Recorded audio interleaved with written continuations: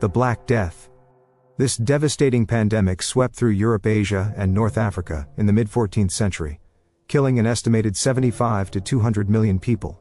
The disease, caused by the bacterium Yersinia pestis, spread along trade routes and was transmitted by fleas living on rats. Symptoms included painful swollen lymph nodes called buboes, fever, and blackened skin from internal bleeding. Medieval physicians had no effective treatments, and communities resorted to desperate measures like quarantines and burning aromatic herbs. Entire villages were wiped out, with some regions losing 30 to 60% of their population. The massive death toll created labor shortages that ultimately contributed to the end of feudalism in Europe, as surviving peasants gained more bargaining power. Religious explanations ranged from divine punishment to Jewish conspiracy theories, leading to violent persecution. The plague continued to resurface periodically for centuries, though never again with such catastrophic mortality rates. The Holocaust. This systematic genocide carried out by Nazi Germany during World War II resulted in the murder of approximately 6 million Jews, along with millions of others deemed undesirable by the Nazi regime. After Adolf Hitler's rise to power in 1933, anti-Jewish legislation gradually stripped Jews of their rights, culminating in the final solution: the plan to exterminate European Jewry. Death camps like Auschwitz-Birkenau, Treblinka, and Sobibor were constructed with gas chambers designed for mass murder. Victims were transported in cattle cars from ghettos across occupied Europe, with many dying during these journeys. Upon arrival, those deemed unfit for forced labor were immediately sent to their deaths. Others faced starvation, disease, medical experimentation, and brutal treatment before eventually being killed. The Holocaust represents one of history's most thoroughly documented atrocities, with extensive evidence including Nazi records, survivor testimonies, and liberation footage. Its legacy prompted the creation of the United Nations Genocide Convention, and continues to shape discussions about human rights, prejudice, and the dangers of unchecked authoritarianism. The atomic bombings of Hiroshima and Nagasaki. These two attacks by the United States against Japan in August 1945 marked the first and only use of nuclear weapons in warfare. On August 6, 1945, the uranium bomb Little Boy was dropped on Hiroshima, instantly killing an estimated 80,000 people. 3 days later, the plutonium bomb Fat Man was dropped on Nagasaki, killing approximately 40,000 more. Beyond the immediate blast casualties, tens of thousands more would die in the following months and years from burns, radiation sickness, and cancer. The bombings vaporized buildings within a 1-mile radius and triggered firestorms that consumed much of both cities. Survivors, known as hibakusha, faced severe discrimination due to fears about radiation exposure and hereditary effects. President Harry Truman authorized the bombings to force Japan's surrender and avoid a costly land invasion, though historians continue to debate whether this justification was valid. The attacks ushered in the nuclear age and the subsequent Cold War arms race, fundamentally altering international relations and introducing the possibility of global nuclear annihilation to human consciousness. The Rwandan genocide. This mass slaughter occurred over just 100 days in 1994. Resulting in the deaths of approximately 800,000 to 1 million Tutsis and moderate Hutus. Tensions between the Hutu majority and Tutsi minority, exacerbated by Belgian colonial policies that it favored Tutsis, erupted after the assassination of Hutu President Juvenal Habyarimana. Hutu extremists quickly implemented their planned extermination, using radio broadcasts to coordinate attacks and incite civilians to participate. Neighbors killed neighbors using machetes, clubs, and other basic weapons, while Tutsis seeking sanctuary in churches and schools were massacred en masse. The international community largely stood by despite early warnings, with the United Nations withdrawing peacekeepers rather than reinforcing them. The genocide ended when the Tutsi-led Rwandan Patriotic Front gained control of the country, though by then the damage was catastrophic. Nearly 70% of the Tutsi population had been eliminated, and approximately 250,000 women had been raped, many deliberately infected with HIV. The aftermath saw millions of Hutus fleeing to neighboring countries, creating a refugee crisis and regional instability that contributed to the First and Second Congo Wars. The Great Chinese Famine. This catastrophic period of food shortage between 1959 and 1961 resulted in an estimated 15 to 55 million deaths, making it likely the deadliest famine in human history. The disaster was largely man-made, stemming from Chairman Mao Zedong's Great Leap Forward campaign, which aimed to rapidly transform China from an agrarian economy to an industrialized communist society. Farmers were forced into large collective farms and ordered to implement unscientific agricultural techniques promoted by Soviet pseudoscientist Trofim Lysenko. Local officials, fearing punishment, falsified harvest reports to meet impossible quotas, while actual grain was requisitioned for urban areas and export. As starvation spread, people resorted to eating tree bark, dirt, and in some cases, human flesh. The government denied the existence of the famine and refused international aid. The true scale of the tragedy remained hidden for decades due to state censorship, with official acknowledgement only coming after Mao's death. Even today, discussion of the famine remains politically sensitive in China, with the government attributing it primarily to natural disasters rather than policy failures. The Cambodian genocide.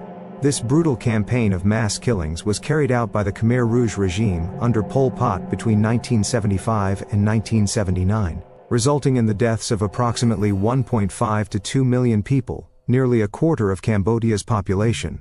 After seizing power, the Khmer Rouge immediately emptied cities, forcing urban dwellers into rural labor camps as part of their radical vision to create an agrarian utopia.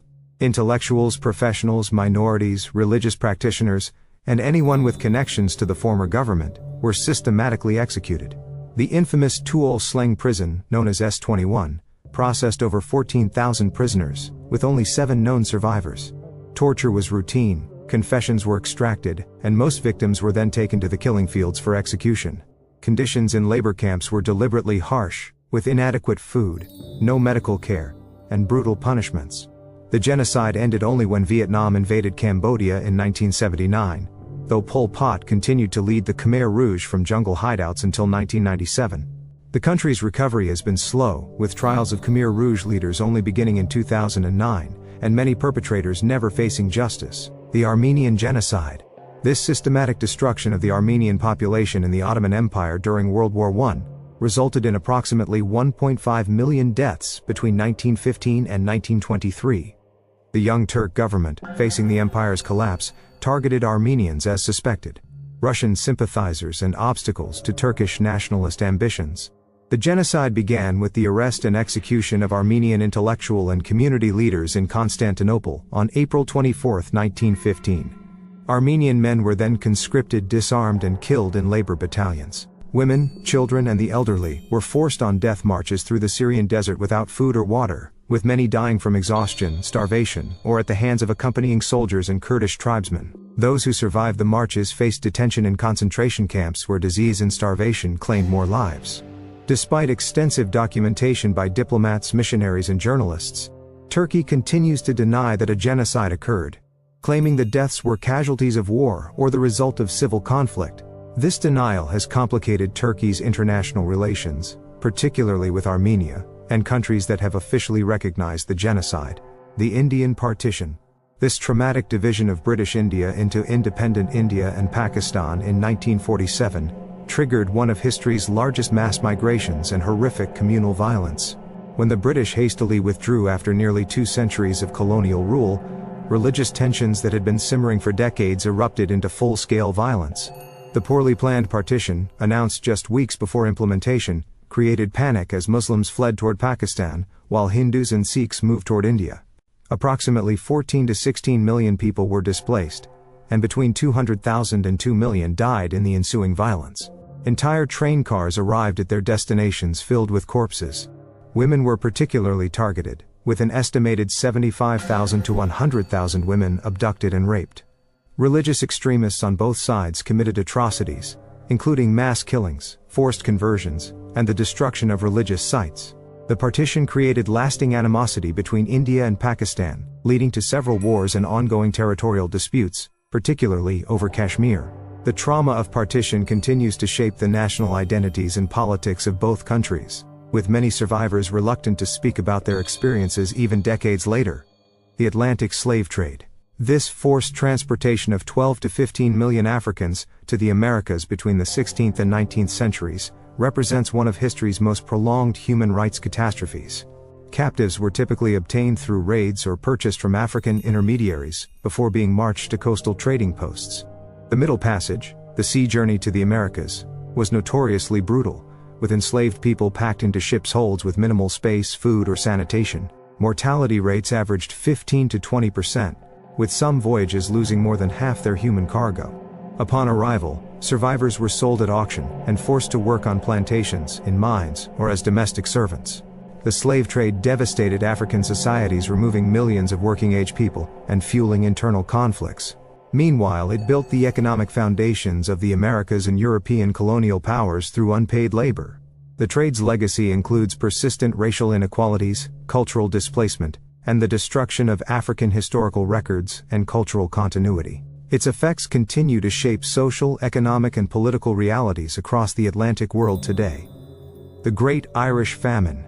This period of mass starvation, disease, and emigration in Ireland between 1845 and 1852 resulted in approximately 1 million deaths and forced another million to emigrate.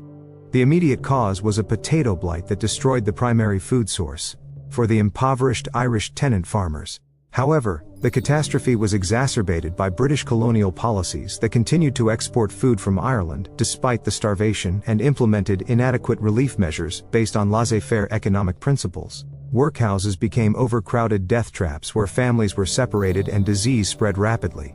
Those who couldn't access workhouses died in their homes or along roadsides.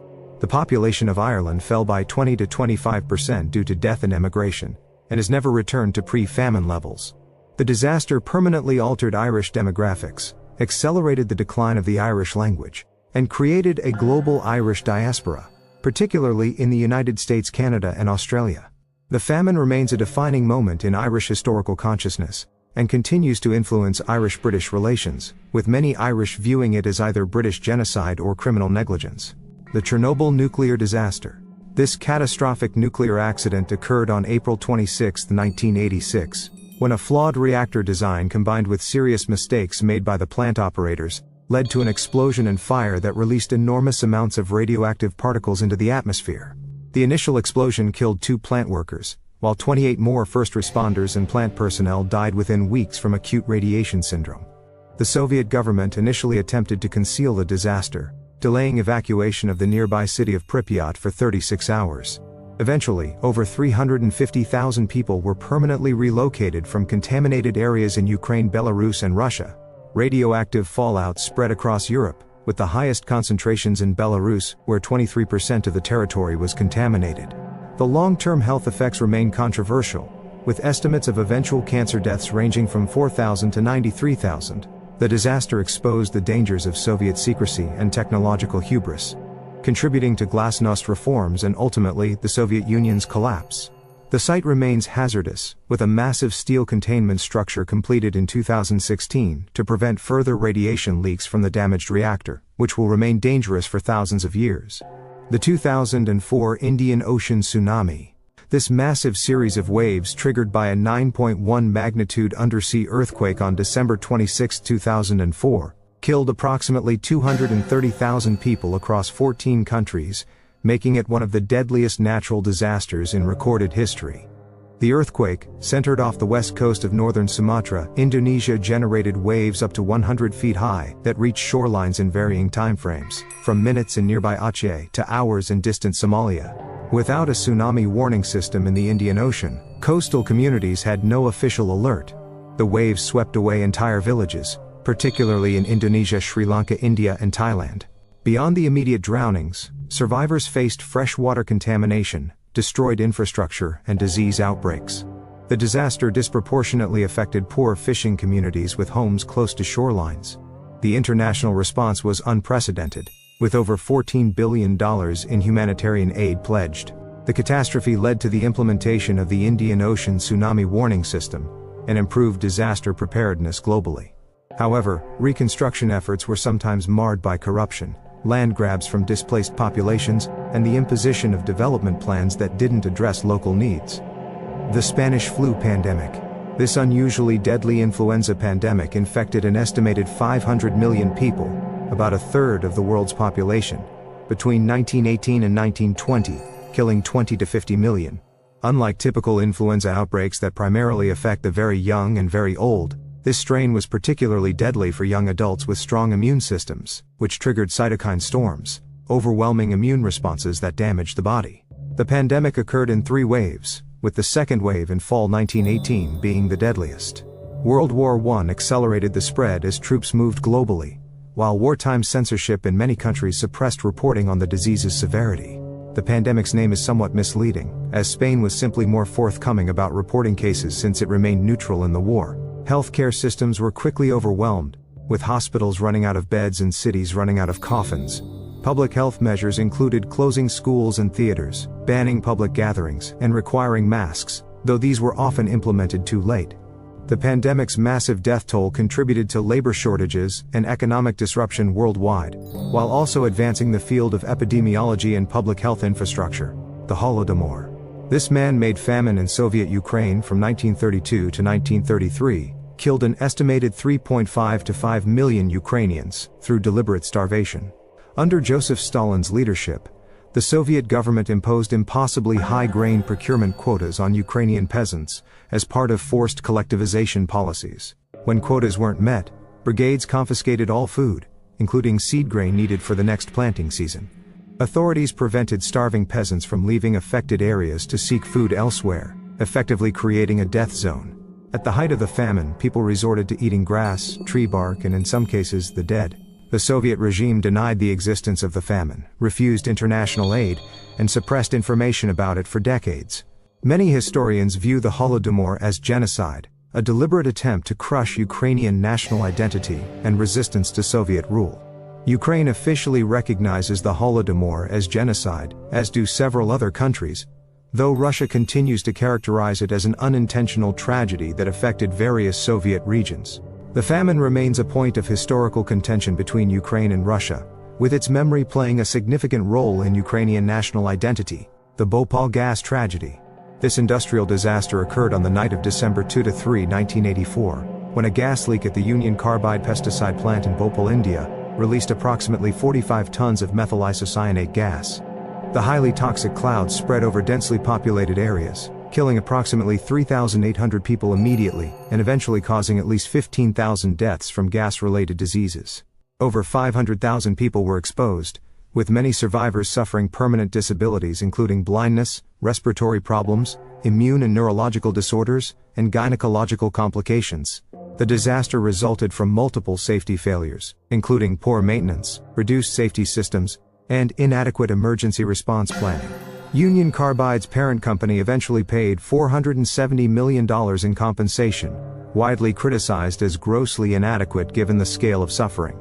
The average compensation for families of the dead was roughly $2,200. Legal battles continued for decades, with activists arguing that corporate executives evaded proper accountability. The abandoned factory site remains contaminated, continuing to leach toxins into groundwater used by local communities. The tragedy highlighted the dangers of multinational corporations operating with lower safety standards in developing countries, and led to some improvements in chemical safety regulations globally.